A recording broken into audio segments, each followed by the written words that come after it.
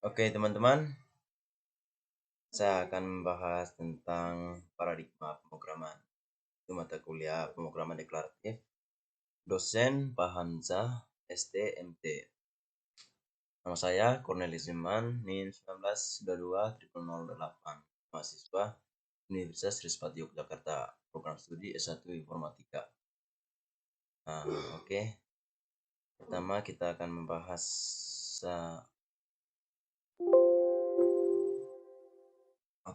apa itu coding dan bagaimana cara kerjanya. Kode sangatlah penting bagi komputer. Hampir setiap perangkat elektronik yang kita gunakan tergantung pada kodenya. Mungkin cara kerja dari setiap kode cukup membingungkannya, tapi ketika kita memecahkan itu sebenarnya sederhana. Orang yang membuat kode disebut programmer, coders atau developers. Mereka semua bekerja dengan komputer, membuat situs website atau aplikasi dan bahkan game. Kali ini kita akan belajar mengenai apa itu coding dan bagaimana cara kerjanya. Nah, apa itu kode? Nah, komputer memiliki bahasa mereka sendiri yang disebut match code yang memberi tahu mereka apa yang dilakukan. Mungkin kode tidak akan masuk akal bagi manusia. Setiap angka atau huruf memberitahu komputer untuk mengubah suatu dalam memorinya. Ini bisa berupa angka atau kata, bagaimana kecil dari gambar atau video sendiri. Komputer tidak tahu bagaimana melakukan apapun, bahkan tugas programmer atau memberikan mereka instruksi. Nah, yang kedua, apa itu bahasa pemrograman? Nah, bahasa pemrograman adalah sekumpulan instruksi yang diberikan kepada komputer dapat melaksanakan tugas-tugas tertentu dalam menyelesaikan suatu permasalahan. Bahasa pemrograman berfungsi untuk memerintahkan komputer agar dapat mengolah data sesuai langkah-langkah penyelesaian yang telah ditentukan oleh programmer. Nah, bahasa ini memungkinkan seorang programmer untuk menentukan secara persis data mana yang akan diolah oleh komputer dan bagaimana data ini akan disimpan, diteruskan, dan jenis langkah apa yang kita ambil dalam berbagai situasi secara persis. Nah, yang ketiga ini, apa itu coding? Nah, coding adalah proses menggunakan bahasa programan untuk membuat komputer berperilaku seperti yang kita inginkan. Nah, setiap baris kode memberikan tahu komputer untuk melakukan suatu dan dokumen yang penuh dengan baris kode disebut script. Nah, setiap script dirancang untuk melakukan pekerjaan. Nah, pekerjaan ini mungkin untuk mengambil gambar dan mengubah ukurannya. Nah, mungkin memutar suatu atau memutar suatu musik atau memutar suatu suara tertentu. Kita mengklik like atau posting seseorang di media sosial. Nah, script lah yang membuatnya terjadi, tidak seperti orang lain. Nah, komputer akan melakukan apa saja apa yang kita suruh. Tuh, gitu ya teman-teman. Nah, apa itu program? Nah, program komputer atau seringkali disingkat sebagai program adalah serangkaian instruksi yang ditulis untuk melakukan suatu fungsi spesifik atau komputer. Nah, seperti yang kita bahas uh, bahasa pemrograman tadi.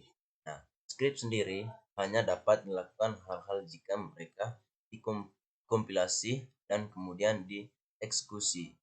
Nah, ini berguna saat kita masih mengerjakannya, tetapi ketika kita selesai, kita ingin orang-orang yang bukan programmer dapat menggunakan skrip kita.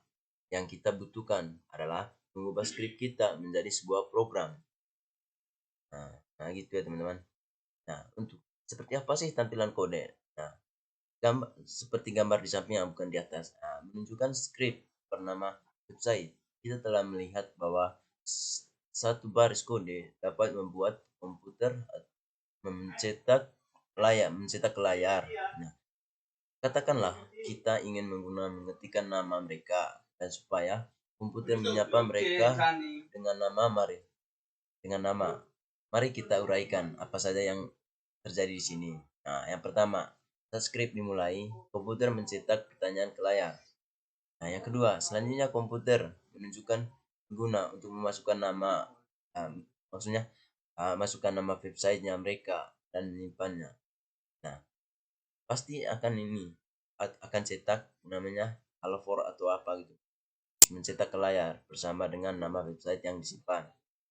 Nah, di jendela Paycam, script mengkompilasikan dan mengeksekusi menggunakan Python. Nah, script berjalankan persis seperti yang dirancang sebelum keluar. Oke, yang berikut. Nah, bagaimana kode menjadi program? Nah, kalau kita uraikan, jika kalian benar-benar baru mengenal kode, kalian mungkin masih bertanya bagaimana script seperti di atas menjadi jenis program yang biasa kalian gunakan. Pada gambar di atas, jendela di sebelah kiri, sebelah kiri ya teman-teman. Sebelah kiri-kiri. Nah, alat untuk mengubah script Python dari program.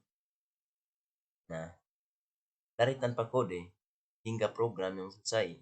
Contoh contoh ini sangat sederhana, tapi adalah cara bekerja hampir semua coding. Setiap hari orang menggunakan bahasa program yang telah mereka pelajari menulis skripnya. Nah, yang akan menjadi program yang kita semua gunakan, maksudnya yang kita gunakan. Nah, nanti kita akan jelas di part ke berikutnya nanti untuk prakteknya.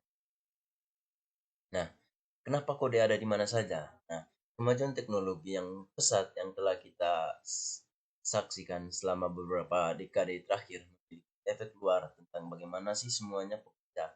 Kita harus melihat di bawah permukaan di mana perubahan paling signifikan terjadi. Nah, komputer menggantikan jutaan jam kerja dan guna mesin analog dengan sistem yang lebih cepat, lebih aman, dan lebih handal. Nah, oleh karena komputer berjalan pada kode, jelas mengapa itu dapat ditemukan di mana-mana. Nah, komputer akan terus mengganti teknologi usang dalam segala hal, mulai dari kelompok mikro hingga berbangkit listrik dan keberadaan kode dalam kehidupan kita sehari-hari yang akan meningkat. Nah, kesimpulannya, jadi apa itu codingnya? Coding pada dasarnya adalah bahasa komputer yang digunakan untuk mengembangkan aplikasi, situs web, dan perangkat lunak. Tanpa itu, kita tidak akan memiliki teknologi utama yang kita andalkan seperti Facebook, smartphone, dan browser, dan lain-lain seperti Instagram gitu. Nah, yang kita pilih untuk melihat blog favorit, semuanya teknologi ini berjalan dengan menggunakan kode semua. Begitu teman-teman.